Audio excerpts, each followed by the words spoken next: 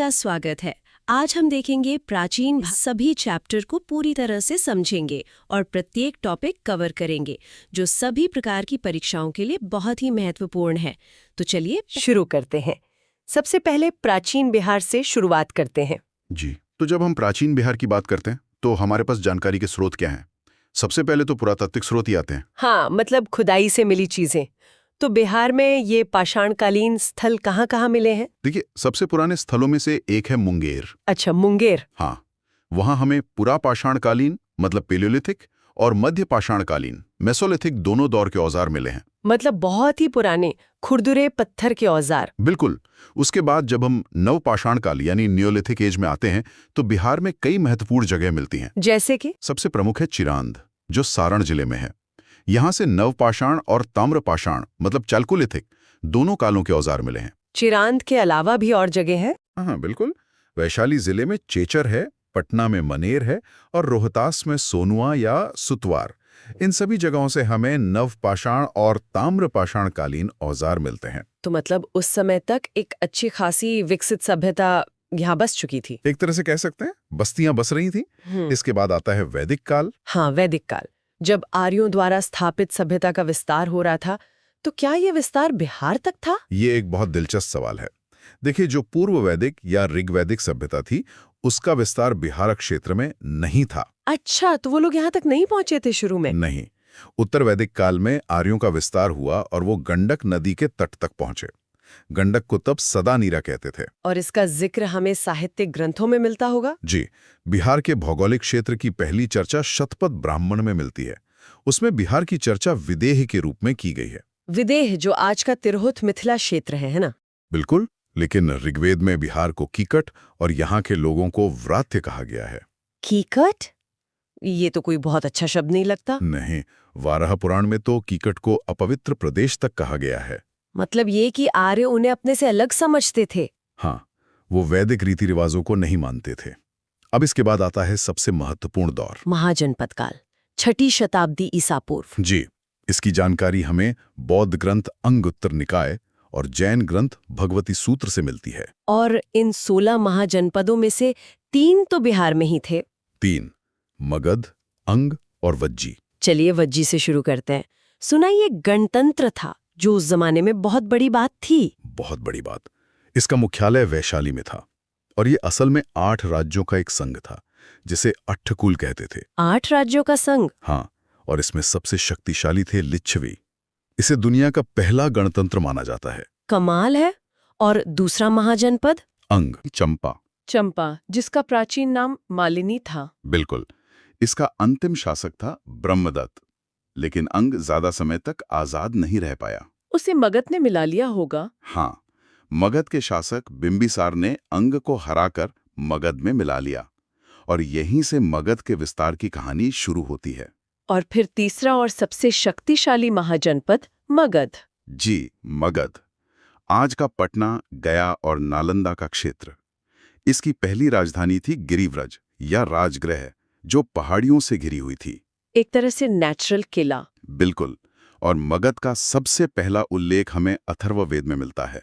तो यहीं से मगध साम्राज्य के उत्कर्ष की कहानी शुरू होती है और यहाँ कई राजवंश आते हैं। हाँ, और इन राजवंशों का क्रम याद रखने के लिए एक बहुत मशहूर ट्रिक है। हसीन माशूक सा। जी, ह से हर्यक वंश, शी से शिशुनाग वंश, न से नंद वंश, मा से मौर्य वंश, शु से शुंग वंश क से कण्व वंश और सा से सातवाहन वंश। तो आज हम सबसे पहले वंश यानी हर्यक वंश की बात करते हैं। हर्यक वंश 544 ईसा पूर्व से 412 ईसा पूर्व तक।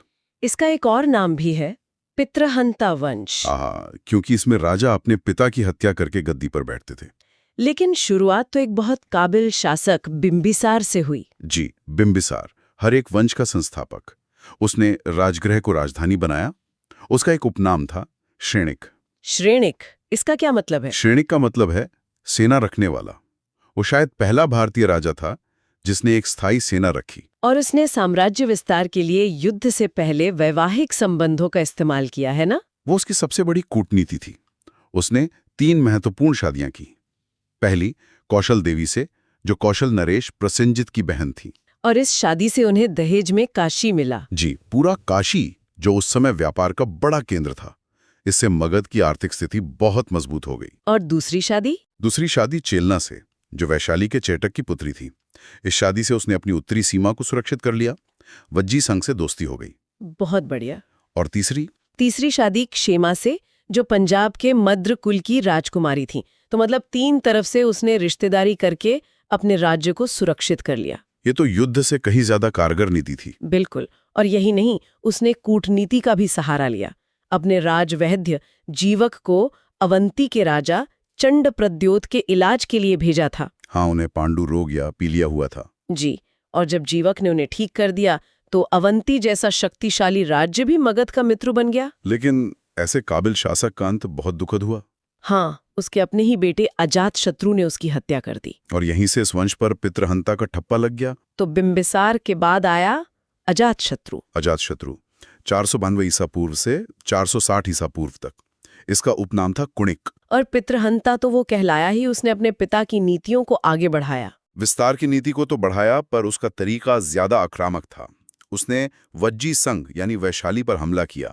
लेकिन वैशाली को जीतना तो बहुत मुश्किल रहा होगा, वो तो एक संघ था। बहुत मुश्किल।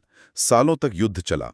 आखिरकार उसने अपने मंत्री वत्सकार की मदद से वज्जी संघ में फूट डाली। अच्छा, मतलब डिवाइड एंड रूल। हाँ, और जब संघ अंदर से कमजोर हो गया तब हमला करके उसे जीत लिया। मैंने सुना है इस युद्ध में उसने कुछ नए तरह के हथियार इस्तेमाल किए थे। जी, 2 बहुत ही खतरनाक हथियार, रथमूसल और महाशिलाकंटक। ये क्या थे? रथमूसल एक तरह का रथ था जिसमें गदा लगी होती थी, और महाशिलाकंटक एक बड़ा सा पत्थर फेंकने वाला यंत्र था, एक कैटापुल्ट जैसा। मतलब उस समय की मिलिट्री टेक्नोलॉजी में भी मगध आगे था। सबसे आगे था। और अजातशत्रु के ही समय में एक और बहुत बड़ी घटना हुई। क्या? प्रथम बौद्ध संगीति 483 ईसा पूर्व में राजगृह की सप्तपर्णी गुफा में। अच्छा, तो बौद्ध धर्म के इतिहास में भी उसका बड़ा योगदान रहा। बिल्कुल। लेकिन उसका अंत भी अपने पिता की तरह ही हुआ। उसके बेटे ने उसकी हत्या कर दी। हाँ, उसके बेटे उदयन ने। तो वंश की परंपरा जारी रही। अब आया उदयन 460 ईसा पूर्व में। जी। उदयन का सबसे बड़ा काम था पाटलिपुत्र यानी कुसुमपुरा की स्थापना। और उसने ये शहर एक बहुत ही स्ट्रेटेजिक जगह पे बसाया था। हाँ, गंगा, सोन और गंडक नदी के संगम पर। एक तरह का जल दुर्ग। और व्यापार के लिए भी बेहतरीन जगह। और उसने अपनी राजधानी को राजगृह से पाटलिपुत्र स्थानांतरित कर दिया। जी। और यहीं से पाटलिपुत्र भारत की राजनीति का केंद्र बन गया। तो इस पितृहंता वंश का अंत कैसे हुआ? उदयन के बाद शासक कमजोर थे। हर्यक वंश का जो अंतिम शासक था वो था नागदशक। अच्छा। वो एक अयोग्य शासक था, तो उसके ही एक अमात्य यानी मंत्री शिशुनाग ने उसकी हत्या कर दी और खुद राजा बन गया। बिल्कुल। और इस तरह हर्यक वंश का अंत हुआ और शिशुनाग वंश की शुरुआत हुई। छोटे से महाजनपद को एक विशाल साम्राज्य की नींव में बदल दिया। हाँ, ये कहानी हमें दिखाती है कि कैसे बिंबिसार की दूरदर्शिता और अजातशत्रु की आक्रामकता दोनों ने मिलकर मगध को उस मुकाम तक पहुंचाया। यह आज के श्रोताओं के लिए एक सोचने वाली बात छोड़ जाता है। इतिहास में अक्सर राजतंत्र की जीत और गणतंत्र की हार का जिक्र होता है, जैसा वज्जी संघ के साथ हुआ। क्या वजह रही होगी कि एक व्यक्ति का शासन एक समूह के शासन पर भारी पड़ गया? क्या एकता में कमी ही गणतंत्रों की सबसे बड़ी कमजोरी होती है? अब हम देखेंगे मध्यकालीन बिहार का इतिहास। तो चलिए शुरू करते हैं। जी। आज हम इतिहास के एक ऐसे हिस्से की बात कर रहे हैं जो अक्सर दिल्ली सल्तनत की बड़ी बड़ी कहानियों में कहीं खो सा जाता है। ये कहानी है मध्यकालीन बिहार की। और ये सिर्फ एक सूबे की कहानी नहीं है। ये एक ऐसी जगह थी जहां सियासत, बगावत और नए नए प्रयोग लगातार हो रहे थे। बिल्कुल। आज का हमारा मिशन बिहार में तुर्की हुकूमत की नींव से लेकर उस एक शख्स के उभरने तक की कहानी को समझना है, जो यहीं से उठा और दिल्ली के तख्त को चुनौती दे दी और उसे जीत भी लिया। हम बख्तियार खिलजी के हमलों से लेकर शेर शाह सूरी के शानदार साम्राज्य तक का पूरा सफर तय करेंगे। तो आज हम सिर्फ ये नहीं जानेंगे कि क्या हुआ, बल्कि ये भी समझने की कोशिश करेंगे कि इसका मतलब क्या था, कैसे बिहार ने अपनी पहचान बनाई और कैसे यहाँ के एक शासक ने पूरे हिंदुस्तान की प्रशासनिक बुनियाद रखी। एक ऐसी बुनियाद जिसे उसके दुश्मनों ने भी अपनाया। तो चलिए इस दिलचस्प दौर की गहराई में उतरते हैं। तो अगर हम ये पूछें कि बिहार में तुर्की हुकूमत की असली शुरुआत किसने की, तो एक ही नाम सामने आता है, बख्तियार खिलजी। बख्तियार खिलजी। और दिलचस्प बात यह है कि वो कोई शहजादा नहीं था, वो तो कुतुबुद्दीन ऐबक का एक गुलाम था, लेकिन उसके इरादे बहुत बड़े थे। एक गुलाम से सेनापति तक, ये तो अपने आप में एक कहानी है। लेकिन जब खिलजी ने बिहार में कदम रखा तो वहां के हालात क्या थे? क्या कोई मजबूत सत्ता थी उससे लड़ने के लिए? यही तो उसकी कामयाबी का एक बड़ा कारण था। उस वक्त बिहार छोटे छोटे सरदारों में बटा हुआ था। कोई एक बड़ी ताकत नहीं थी जो मिलकर उसका सामना कर पाती। अच्छा, खिलजी की पहली और सबसे अहम जीत थी उदंतपुरी बिहार पर। जिसे आज हम बिहार शरीफ के नाम से जानते हैं। जी, और इसी जीत के साथ इतिहास का एक बहुत दर्दनाक और विवादास्पद अध्याय भी जुड़ा हुआ है। हमारे जो स्रोत हैं वो बताते हैं कि खिलजी ने उदंतपुरी के साथ साथ नालंदा और विक्रमशिला जैसी विश्व प्रसिद्ध यूनिवर्सिटीज को तबाह कर दिया। इसे सिर्फ एक हमला कहना शायद पूरी बात नहीं होगी। नहीं, बिल्कुल नहीं। ये उस दौर के गूगल को जलाने जैसा था। ये सिर्फ इमारतें नहीं थीं, ये ज्ञान के वो नेटवर्क थे जो सदियों से सेंट्रल एशिया से लेकर साउथ ईस्ट एशिया तक फैले हुए थे। इसका नतीजा ये हुआ कि भारत का जो बौद्धिक और सांस्कृतिक केंद्र था वो हमेशा के लिए पूरब से पश्चिम की ओर खिसकने लगा। ये एक ऐसा नुकसान था जिसकी भरपाई कभी नहीं हो पाई। बिहार में अपनी धाक जमाने के बाद जाहिर है उसकी नजरें बंगाल के अमीर सूबे पर पड़ी होंगी। बिल्कुल। उस समय बंगाल पर सेन वंश के राजा लक्ष्मण सेन का राज था। 1203 से 1204 के बीच खिलजी ने बंगाल की राजधानी नदिया पर ऐसा धावा बोला कि किसी को संभलने का मौका ही नहीं मिला। और नदिया को जीतकर उसने लखनौती को अपनी नई राजधानी बना लिया। जी। एक मिनट, लेकिन बंगाल तो एक स्थापित और अमीर राज्य था। खिलजी की सेना कितनी बड़ी थी कि उसने सीधे राजधानी पर हमला कर दिया? ये तो बहुत बड़ा रिस्क रहा होगा। ये एक बहुत अच्छा सवाल है। असल में खिलजी ने ताकत से ज्यादा तेजी और कह सकते हैं धोखे का इस्तेमाल किया। अच्छा। कहा जाता है कि वो सिर्फ 18 घुड़सवारों के साथ एक व्यापारी के भेष में शहर में घुस गया और ऐसा माहौल बनाया कि मानो पीछे एक बहुत बड़ी सेना आ रही है। ओह! राजा लक्ष्मण सेन बिना लड़े ही भाग खड़े हुए। ये सैन्य रणनीति से ज्यादा एक मनोवैज्ञानिक जीत थी। कमाल है।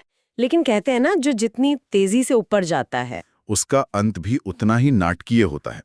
खिलजी की हत्या उसी के एक अफसर अली मर्दान ने कर दी। उसी के अपने आदमी ने? हाँ, उसे बिहार शरीफ के इमादपुर में दफनाया गया और इस तरह बिहार में तुर्क शासन के पहले खूनी अध्याय का अंत हुआ। तो एक तरफ तुर्कों के ये हिंसक अभियान चल रहे थे और उसी समय बिहार के दूसरे हिस्सों में जैसे मिथिला में क्या हो रहा था? क्या वहां भी यही उथल-पुथल थी? नहीं, वहां एक बिल्कुल अलग ही कहानी चल रही थी। जब मगध के इलाके में पाल वंश खत्म हो रहा था, तब तिरहुत यानी मिथिला में कर्नाट वंश का उदय हुआ। अच्छा। इसके संस्थापक थे नानेदेव और उनकी राजधानी थी सिमरावगढ़, जो आज नेपाल में है। अरे वाह! मतलब एक तरफ सैनिक अभियान चल रहे थे और उसी समय उसी इलाके में एक स्थानीय राजवंश फल फूल रहा था। ये तो कमाल का कॉन्ट्रास्ट है। और सिर्फ राजवंश ही नहीं, संस्कृति भी। कर्नाट वंश का जो शासनकाल है उसे मैथिली भाषा का स्वर्ण युग माना जाता है। इसी दौर में मैथिली साहित्य ने अपनी ऊंचाइयां छुईं। ये इस बात का बेहतरीन उदाहरण है कि कैसे राजनीतिक उथल-पुथल के बीच भी कला और संस्कृति अपनी जगह बना लेती है। लेकिन दिल्ली में बैठी सल्तनत की नजर से ये कब तक बच सकते थे? ज्यादा दिन नहीं। जब गयासुद्दीन तुगलक बंगाल अभियान पर निकला तो रास्ते में उसने तिरहुत पर हमला किया और कर्नाट वंशड़ा अंत कर दिया। और उस वक्त वहां के राजा थे हरि सिंह देव। जी, जो इस वंश के आखिरी शासक साबित हुए। तो अब बिहार पर दिल्ली का सीधा कंट्रोल स्थापित होने लगा था। इस प्रोसेस को एक तरह से फॉर्मलाइज किसने किया? ये काम किया इल्तुतमिश ने। वो दिल्ली का पहला सुल्तान था जिसने 1225 में बिहार पर एक संगठित अभियान चलाया। अच्छा। उसने सिर्फ इलाका ही नहीं जीता, बल्कि वहां प्रशासन भी स्थापित किया। उसने मलिक जानी को बिहार में अपना पहला सूबेदार नियुक्त किया। सूबेदार मतलब एक तरह से गवर्नर? हाँ, जो सुल्तान की तरफ से उस प्रांत का कामकाज देखता था। और इसी दौर में शायद बिहार को एक आधिकारिक पहचान भी मिली। बिहार नाम का जिक्र हमें सबसे पहले कहाँ मिलता है? इसका जिक्र हमें उस दौर की एक बहुत अहम किताब तबकाते नासरी में मिलता है। ये एक तरह से उस समय की ऑफिशियल हिस्ट्री थी। और इसमें बिहार को एक अलग सूबे के तौर पर मेंशन करना ये दिखाता है कि दिल्ली की नजरों में अब ये एक प्रॉपर एडमिनिस्ट्रेटिव यूनिट बन चुका था। और तुगलक काल में तो बिहार शरीफ को बाकायदा इसकी राजधानी भी बना दिया गया था। तो जैसे ही दिल्ली में सुल्तान कमजोर पड़ा होगा, बिहार में स्थानीय ताकतें फिर से सिर उठाने लगी होंगी। हमेशा की तरह लोधी वंश के आते आते दिल्ली की पकड़ बहुत ढीली पड़ गई। सिकंदर लोधी ने 1495-96 में दरिया खान नोहानी नाम के एक अफगान सरदार को बिहार का गवर्नर बनाया। और यहीं से बिहार की कहानी में अफगानों का एक नया अध्याय शुरू हुआ। जी, जिसने आगे चलकर दिल्ली की सल्तनत को हिलाकर रख दिया। तो दिल्ली कमजोर पड़ रही थी और बिहार में एक पावर वैक्यूम बन रहा था। नूहानी तो अफगान थे, लेकिन क्या उस वक्त कोई पुरानी स्थानीय शक्ति भी थी जो मौके का फायदा उठाना चाहती थी? हाँ बिल्कुल। पाल वंश के पतन के बाद शाहबारद, सारण, चंपारण जैसे इलाकों में चेर राजवंश एक बड़ी स्थानीय ताकत के तौर पर उभरा था। अच्छा, चेर राजवंश। जी, भोजपुर में इनके संस्थापक संचिन सिंह थे, लेकिन सबसे मशहूर राजा हुए मेदिनी राय। और इनसे जुड़ा एक सांस्कृतिक पहलू भी तो है। कहते हैं जगदीशपुर का जो मशहूर मेला है, उसकी शुरुआत का श्रेय भी इन्हीं को जाता है। जी हाँ, वो मेला आज भी उनकी विरासत की याद दिलाता है। लेकिन असली खेल अफगानों ने खेला। जब सिकंदर लोदी की मौत हुई तो उसके गवर्नर दरिया खान नोहानी के बेटे बहार खान नोहानी ने उसने बिहार को आजाद घोषित कर दिया। हाँ, एक आजाद मुल्क घोषित कर दिया और सुल्तान मोहम्मद का खिताब भी अपना लिया। ये तो दिल्ली को सीधी चुनौती थी। बिल्कुल, लेकिन बहार खान नोहानी को इतिहास किसी और वजह से ज्यादा याद रखता है। वो क्या? उसकी नजर एक नौजवान पर पड़ी जो बहुत काबिल और बहादुर था। उस नौजवान का नाम था फरीद खां। फरीद खां। कहा जाता है कि फरीद ने अकेले एक शेर को मार गिराया था, जिससे खुश होकर सुल्तान ने उसे शेर खां का खिताब दिया। और यहीं से कहानी उस शख्सियत की शुरू होती है जिसने न सिर्फ बिहार बल्कि पूरे हिंदुस्तान का नक्शा बदल दिया। शेरशाह सूरी। जी हाँ, वही फरीद खां। उसके पिता हसन खां सासाराम के एक छोटे से जागीरदार थे। जागीरदार मतलब जिन्हें इलाके से टैक्स वसूलने का अधिकार होता था। जी, और फरीद ने अपनी पढ़ाई लिखाई जौनपुर में पूरी की, जिसे उस दौर में पूर्व का शिराज कहा जाता था। तो शेर खां का खिताब मिलने के बाद उसकी महत्वाकांक्षाएं तो आसमान छूने लगी होंगे। जाहिर है, उसने अपनी ताकत बढ़ानी शुरू की और 1534 में सूरजगढ़ा की लड़ाई में बंगाल की सेना को हराकर सबको चौंका दिया। ये एक ऐलान था कि बिहार में अब एक नई शक्ति का उदय हो चुका है। सूरजगढ़ा में बंगाल को हराना एक बात थी, लेकिन उस समय दिल्ली में तो मुगल थे, बादशाह हुमायूं। हाँ। क्या वो शेर खां को एक गंभीर खतरा मान रहा था? नहीं, हुमायूं ने उसे गंभीरता से नहीं लिया और यही उसकी सबसे बड़ी भूल थी। 1539 में चौसा की लड़ाई में शेर खां ने हुमायूं को ऐसी जबरदस्त शिकस्त दी कि मुगल बादशाह को अपनी जान बचाकर भागना पड़ा। और इसी जीत के बाद उसने शेर शाह की उपाधि धारण की। जी, और अपने नाम के सिक्के ढलवाए। अब वो सिर्फ एक सरदार नहीं, बादशाह था। और उसने हुमायूं को चैन से बैठने नहीं दिया। बिल्कुल नहीं। ठीक 1 साल बाद 1540 में बिलग्राम या कन्नौज की लड़ाई में शेर शाह ने हुमायूं को एक बार फिर हराया। इस बार हार ऐसी थी कि हुमायूं को हिंदुस्तान छोड़कर ही भागना पड़ा। और शेर शाह ने दिल्ली और आगरा पर कब्जा कर लिया और हिंदुस्तान में दूसरी अफगान सल्तनत की नींव रखी। एक छोटे से जागीरदार के बेटे का दिल्ली का सुल्तान बन जाना, ये वाकई एक असाधारण सफर है। लेकिन अक्सर लोग शेरशाह को सिर्फ एक योद्धा के तौर पर याद करते हैं, जबकि उसका असली कमाल जंग के मैदान में नहीं बल्कि उसके दफ्तर में था। उसका शासन सिर्फ 5 साल चला। सिर्फ 5 साल? हाँ, लेकिन इन 5 सालों में उसने प्रशासन के ऐसे सुधार किए जो सदियों तक चले। सबसे पहले उसने 1541 में पटना को फिर से बसाया और उसे बिहार की राजधानी बनाया। और इसका जिक्र हमें तारीखे दाऊदी किताब में मिलता है। जी, अब्दुल्ला की लिखी हुई। और पैसों के मामले में भी तो उसने कुछ बड़े बदलाव किए थे। रुपया शब्द तो हम आज भी इस्तेमाल करते हैं। वो शेरशाह की ही देन है। उसने पुराने घिसे पिटे सिक्कों को बंद करके 2 नए सिक्के चलाए, चांदी का रुपया और तांबे का दाम। अच्छा। ये इतने स्टैंडर्ड और शुद्ध थे कि इनसे व्यापार करना बहुत आसान हो गया। और कमाल की बात तो ये है कि जब मुगलों ने उसे हराया तो उन्होंने भी शेरशाह के इसी करेंसी सिस्टम को हूबहू अपना लिया। और सड़कों के बारे में क्या? जीटी रोड का जिक्र भी तो आता है। आज हमें हाईवे आम लगते हैं, लेकिन सोचिए उस जमाने में बंगाल के सोनारगांव से लेकर पेशावर तक, जो आज पाकिस्तान में है। जी, वहां तक एक सड़क की मरम्मत करवाना कितना बड़ा काम था। इसे तब सड़क-ए-आज़म कहते थे। ये सिर्फ एक सड़क नहीं थी, ये साम्राज्य की नसें थी। सेना तेजी से एक जगह से दूसरी जगह जा सकती थी, व्यापार आसानी से होता था और डाक व्यवस्था अविश्वसनीय रूप से तेज हो गई थी।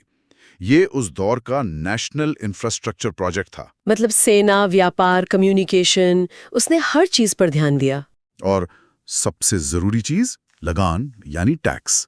उसने जब्ती प्रणाली शुरू की। इसमें क्या होता था? इसमें पहले जमीन को रस्सी से नापा जाता था, फिर उसकी उपज के हिसाब से लगान तय होता था।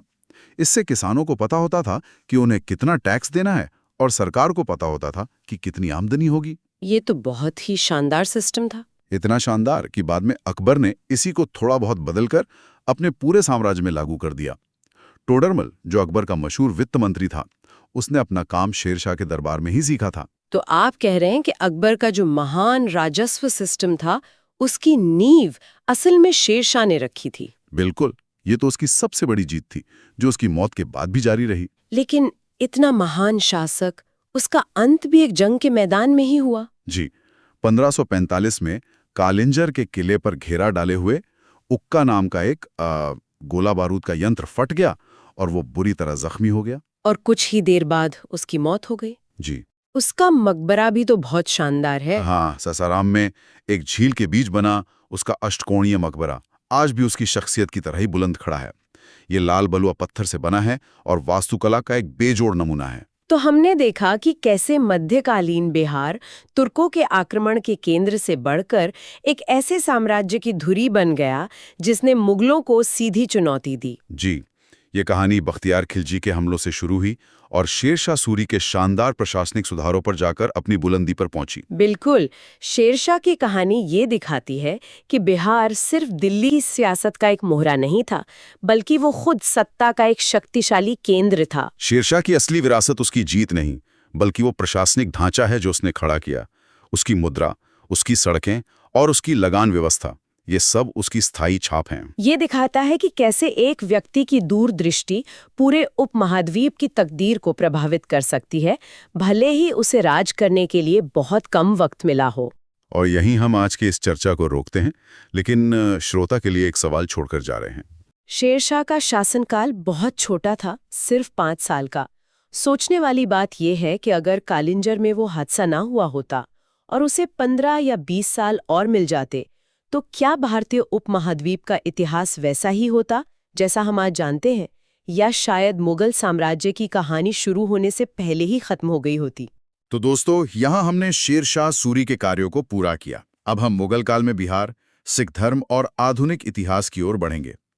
तो आज की हमारी पड़ताल बिहार के इतिहास की उन गलियों में है जहां सियासत, अध्यात्म और क्रांति एक साथ मिलकर एक अनोखी कहानी बनाते हैं। हमारे पास जो दस्तावेज हैं वो हमें 3 अलग-अलग दौर में ले जाते हैं।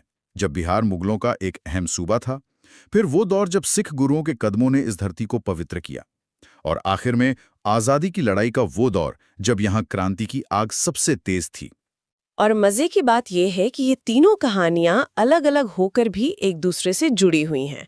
हम देखेंगे कि कैसे बिहार सिर्फ घटनाओं का गवाह नहीं रहा, बल्कि उसने भारत के इतिहास को एक नई दिशा दी है। ये एक ऐसी जगह है जहां बादशाहों ने अपनी किस्मत आजमाई, गुरुओं ने ज्ञान बांटा और क्रांतिकारियों ने आजादी के सपने बुने। बिल्कुल। तो चलिए कहानी की शुरुआत करते हैं मुगलिया सल्तनत से। शुरुआत बताते हैं कि बाबर और हुमायूं दोनों को बिहार के अफगानों से कड़ी टक्कर मिली। बाबर ने 1529 में घाघरा की लड़ाई जीती, तो हुमायूं ने 1532 में दौरा में उन्हें हराया। ऐसा लगता है कि दिल्ली पर कब्जा करने के लिए बिहार को जीतना पहली शर्त थी, है ना? हाँ, ये सिर्फ एक क्षेत्रीय लड़ाई नहीं थी, ये वर्चस्व की जंग थी। उस समय बिहार अफगान शक्ति का सबसे बड़ा गढ़ था। आप इसे ऐसे समझिए कि जब तक आप विपक्ष के सबसे मजबूत किले को नहीं ढा देते, तब तक आपकी जीत पक्की नहीं मानी जाती। अच्छा। तो बिहार को जीते बिना दिल्ली का सिंहासन हमेशा खतरे में रहता। और फिर अकबर के आने से समीकरण पूरी तरह बदल गए। 1574 में वो खुद एक बड़ी सेना लेकर पटना पहुंचे और उसे जीत लिया। और इसके ठीक 2 साल बाद 1576 में बिहार को पहली बार एक अलग सूबा यानी प्रांत का दर्जा दिया गया। जी। मतलब अब वो सिर्फ जीता हुआ इलाका नहीं, बल्कि मुगल साम्राज्य का एक हिस्सा था। और ये सूबा बना देना, ये एक बहुत बड़ा प्रशासनिक और आप कह सकती हैं मनोवैज्ञानिक कदम था। इसका मतलब था कि अकबर बिहार को सिर्फ एक मिलिट्री कैंप की तरह नहीं देख रहे थे, वो इसे साम्राज्य की मुख्य धारा में शामिल कर रहे थे, जहां बाकायदा एक शासन व्यवस्था होगी, टैक्स वसूला जाएगा और इसे एक स्थायी अंग बनाया जाएगा। तो फिर इस नए और इतने जरूरी सूबे की कमान कैसे सौंपी गई? जाहिर है किसी बहुत भरोसेमंद इंसान को ही भेजा होगा। बिल्कुल, अकबर ने अपने सबसे काबिल लोगों को यहाँ भेजा, जैसे राजा मान सिंह। राजा मान सिंह, हाँ, जो 1587 में यहाँ के सूबेदार बने। उन्होंने तो रोहतास के किले को अपनी राजधानी बनाकर यहाँ से शासन चलाया। ये वैसा ही है जैसे आज केंद्र सरकार अपने सबसे काबिल मंत्री को किसी बहुत महत्वपूर्ण राज्य का जिम्मा सौंप दे। सही बात है। ये दिखाता है कि बिहार को कितनी अहमियत दी जा रही थी। यहाँ से एक और दिलचस्प चलन शुरू हुआ। जहांगीर ने अपने बेटे राजकुमार परवेज को बिहार का सूबेदार बनाया, और ये पहली बार था कि किसी मुगल शहजादे को ये पद मिला था। लेकिन क्या ये सिर्फ एक प्रतीकात्मक पद था, मतलब शहजादे को व्यस्त रखने के लिए, या उनके पास सच में कोई अधिकार थे? ये बहुत अच्छा सवाल है। नहीं, ये सिर्फ प्रतीकात्मक नहीं था, बल्कि ये शहजादों के लिए एक तरह की ऑन द जॉब ट्रेनिंग थी। अच्छा। बिहार जैसा बड़ा और रणनीतिक रूप से महत्वपूर्ण सूबा संभालना भविष्य के बादशाह के लिए एक लिटमस टेस्ट जैसा था। इससे पता चलता था कि शहजादे में शासन करने की कितनी काबिलियत है। यहाँ का अनुभव उन्हें दिल्ली के तख्त के लिए तैयार करता था। और ये सिलसिला आगे भी चला। औरंगजेब ने अपने पोते राजकुमार अजीमुशान को 1702 में यहाँ का सूबेदार बनाया, और उन्होंने तो आते ही पटना का नक्शा ही बदल दिया। शहर का नाम अजीमाबाद रखा और उसे संवारने पर 1 करोड़ रुपए खर्च कर दिए। 1 करोड़ रुपए। हाँ, उस जमाने में हाँ। आज के हिसाब से ये शायद अरबों रुपए होंगे। ये सिर्फ शहर को सुंदर बनाना नहीं था, ये एक पावर स्टेटमेंट था। अजीमुशान पटना को एक मिनी दिल्ली बनाना चाहते थे, अपनी खुद की एक शानदार राजधानी जो दिल्ली की चमक को टक्कर दे सके। वो अपनी एक अलग पहचान बना रहे थे। लेकिन कहानी में सबसे हैरान करने वाला मोड़ तो अब आता है। फर्रुखसियर और शाह आलम द्वितीय, इन 2 मुगल बादशाहों का राज्याभिषेक पटना में हुआ। ये बात मुझे थोड़ी अजीब लग रही है। राजधानी तो दिल्ली थी, सत्ता का केंद्र दिल्ली था, फिर पटना में ताजपोशी क्यों? क्या दिल्ली में कोई खतरा था या कोई और ही खेल चल रहा था? यही तो इस कहानी का सबसे दिलचस्प मोड़ है। ये कोई संयोग नहीं था, ये असल में दिल्ली की घटती ताकत और पटना के उभरने का एक नया पावर सेंटर के तौर पर उभरने का सीधा संकेत था। ये वो दौर था जब मुगल सल्तनत कमजोर पड़ रही थी और दिल्ली पर पकड़ ढीली हो रही थी। ऐसे में पटना में राज्याभिषेक करके ये बादशाह कह रहे थे, भले ही दिल्ली हमारे हाथ में ना हो, हम ही असली शासक हैं। मतलब पटना उनकी वैधता का नया केंद्र बन गया था। बिल्कुल। वाह। मतलब जहां एक तरफ मुगल सियासत बिहार की तकदीर लिख रही थी, वहीं उसी मिट्टी पर एक और कहानी भी पनप रही थी, आस्था और अध्यात्म की। और इसका सबसे गहरा रिश्ता जुड़ा सिख गुरुओं के साथ। बिल्कुल। राजनीति तो बदलती रहती है, लेकिन आस्था की जड़ें बहुत गहरी होती हैं।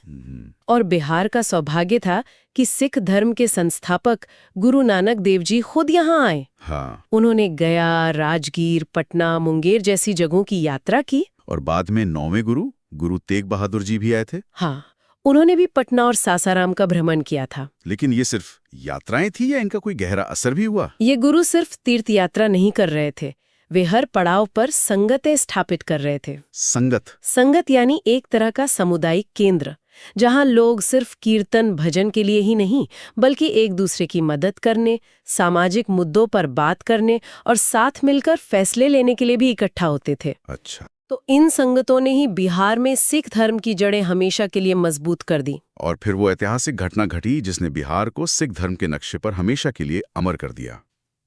10वें गुरु गोविंद सिंह जी का जन्म यहीं पटना में हुआ, 26 दिसंबर 1666 को। जी, आज हम उस जगह को तख्त श्री हरमंदिर साहिब या पटना साहिब के नाम से जानते हैं। जी हाँ, और 10वें गुरु का जन्मस्थान होने के कारण पटना सिखों के 5 सबसे पवित्र और शक्तिशाली स्थानों यानी तख्त में से एक बन गया। यह सिर्फ एक गुरुद्वारा नहीं है, ये सत्ता का केंद्र है जहां से पूरे सिख समुदाय के लिए फैसले लिए जाते हैं।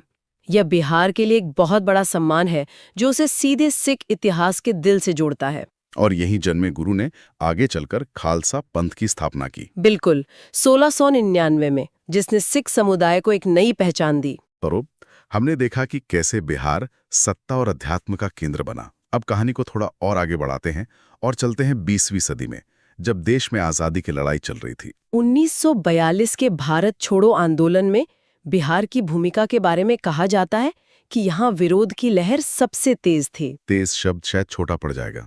यहाँ जुनून था, बलिदान था और एक संगठित विद्रोह था। छोटी छोटी जगहों पर भी लोग अंग्रेजी हुकूमत को सीधे चुनौती दे रहे थे। जैसे सिवान की वो घटना। हाँ, सिवान की घटना, जहां फुलेना प्रसाद श्रीवास्तव एक थाने पर तिरंगा फहराने की कोशिश में पुलिस की गोलियों से शहीद हो गए। ये अकेला मामला नहीं था, ऐसी कहानियां बिहार के कोने कोने में घट रही थीं। और इन सब गतिविधियों का केंद्र था पटना का गांधी मैदान। लेकिन एक मजेदार बात यह है कि 1948 तक इसका नाम पटना लॉन्स हुआ करता था। बिल्कुल, और पटना लॉन से गांधी मैदान तक का सफर अपने आप में एक कहानी है। ये औपनिवेशिक पहचान को मिटाकर एक नई राष्ट्रीय पहचान को अपनाने का प्रतीक था।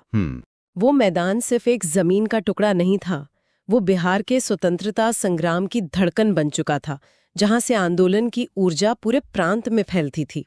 लेकिन जो कुछ मैदान में दिख रहा था वो तो कहानी का सिर्फ एक हिस्सा था। एक और लड़ाई पर्दे के पीछे खुफिया तरीके से लड़ी जा रही थी, और इस लड़ाई का नाम था आजाद दस्ता। हाँ, आजाद दस्ता यानी भूमिगत क्रांति। इसके पीछे जयप्रकाश नारायण का दिमाग था। उनका मकसद था सरकारी कामकाज को ठप करना, संचार लाइनों को काटना और अंग्रेजी राज को हर तरह से पंगु बना देना, ताकि जन आंदोलन को एक नई ताकत मिले। सही। इंतजार मतलब जयप्रकाश नारायण को तो गिरफ्तार करके हजारीबाग जेल में रखा गया था और वो वहां से भाग निकले। ये तो किसी फिल्म की कहानी जैसा लगता है। ये हुआ कैसे? ये किसी फिल्मी कहानी से कम नहीं था। 9 नवंबर 1942 दीपावली की रात, जब सारा देश और जेल के पहरेदार त्योहार में डूबे थे, तब जयप्रकाश नारायण अपने कुछ साथियों के साथ जेल की दीवार फांदकर फरार हो गए। कमाल है। इस घटना ने पूरे देश में सनसनी फैला दी और युवाओं को एक नया हीरो मिल गया। ये इस बात का सबूत था कि बिहार में सिर्फ शांतिपूर्ण प्रदर्शन ही नहीं, बल्कि एक सशस्त्र प्रतिरोध भी जिंदा था। और ये कोई अव्यवस्थित भीड़ नहीं थी। आजाद दस्ता ने नेपाल के राजविलास जंगल में बाकायदा एक ट्रेनिंग कैंप बनाया था, जहां नौजवानों को छापामार युद्ध यानी गुरिल्ला वॉरफेयर सिखाया जाता था। सही। इतना ही नहीं, उनका अपना एक रेडियो प्रसारण भी था, जिसकी जिम्मेदारी राम मनोहर लोहिया पर थी। रेडियो प्रसारण और गुरिल्ला ट्रेनिंग ये दिखाता है कि वो कितने दूरदर्शी और संगठित थे। वे सिर्फ तोड़फोड़ नहीं कर रहे थे, बल्कि एक समानांतर संचार व्यवस्था और एक प्रशिक्षित लड़ाकू दस्ता बना रहे थे। ये एक सोची समझी रणनीति थी, जो बता रही थी कि वे लंबी लड़ाई के लिए तैयार थे। बिल्कुल। इन आंदोलनों के बीच एक और लड़ाई चल रही थी, बिहार की अपनी पहचान बनाने की लड़ाई, बंगाल से अलग होकर एक नए राज्य के तौर पर स्थापित होने की लड़ाई। और इस आंदोलन का चेहरा थे डॉक्टर सच्चिदानंद सिन्हा। हाँ, और ये लड़ाई सिर्फ राजनीतिक मंचों पर नहीं लड़ी जा रही थी, इसकी जमीन तैयार की थी बिहार टाइम्स जैसे अखबारों ने, जिसके संपादक थे महेश नारायण जी। इन अखबारों ने लोगों को ये समझाया कि बिहार की अपनी एक अलग संस्कृति, भाषा और पहचान है, और इसीलिए उसका एक अलग प्रशासनिक वजूद होना क्यों जरूरी है। इन्होंने जनमत तैयार किया। तो क्या ये सिर्फ अखबारों और कुछ बुद्धिजीवियों का आंदोलन था? नहीं, यहीं पर संगठन की ताकत सामने आती है। 1908 में बिहार प्रदेश कांग्रेस कमेटी बनी। अच्छा। और उसी साल पटना में एक बड़ा सम्मेलन भी हुआ। इन घटनाओं ने अलग बिहार की मांग को एक राजनीतिक आवाज दी, एक मंच दिया। मतलब ये एक जमीनी स्तर से उठा हुआ आंदोलन था, जिसे अखबारों से विचार मिले और राजनीतिक संगठनों से ताकत। और ये लड़ाई लोगों के विचारों में भी लड़ी जा रही थी। मुझे लगता है कि उस दौर में लिखी गई किताबें भी इसमें अहम भूमिका निभा रही होंगी। बिल्कुल सही पकड़ा आपने। अब देखिए, उसी दौर में डॉक्टर राजेंद्र प्रसाद चंपारण में महात्मा गांधी और खादी का अर्थशास्त्र जैसी किताबें लिख रहे थे। ये किताबें सिर्फ घटनाओं का ब्यौरा नहीं थीं, ये बिहार के लोगों में आत्मविश्वास जगा रही थीं, उन्हें आत्मनिर्भर होने का रास्ता दिखा रही थीं। ये किताबें उस समय की सोच को आकार दे रही थीं और एक अलग राज्य की नींव को वैचारिक रूप से मजबूत कर रही थीं।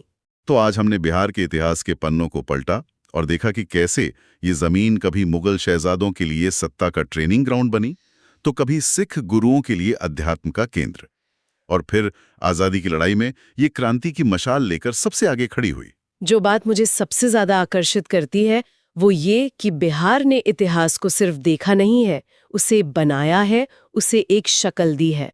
चाहे वो पटना में होते राज्याभिषेक हो जो दिल्ली को चुनौती दे रहे थे, या फिर आजाद दस्ते का छापामार युद्ध जो ब्रिटिश साम्राज्य को चुनौती दे रहा था।